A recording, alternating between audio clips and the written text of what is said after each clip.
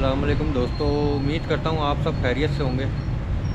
आज की जो मेरी वीडियो है वो है ग्रीन लाइन पे। ये ग्रीन लाइन कब चलेगी। और काफ़ी सारे लोग जो है वो ये कह रहे हैं कि न्यू कोचेज़ जो चाइना से मंगवाई गई थी वो अनफिट है। तो पहली बात तो मैं ये कर दूँ कि वो किसी भी लिहाज से अनफिट नहीं है।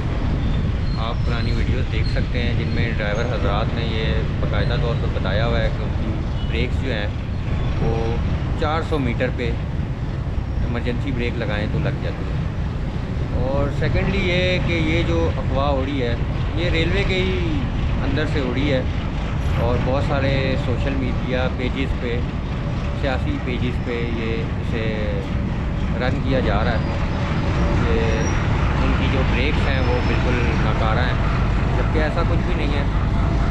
और इन ब्रेक्स को ही मद्देनज़र रखते हुए कहा जा रहा है कि ग्रीन लाइन की जो है इसी वजह से नहीं चलती। तो ऐसा कुछ भी नहीं है, इंशाल्लाह ग्रीन लाइन इसी मंथ स्टार्ट हो जाएगी।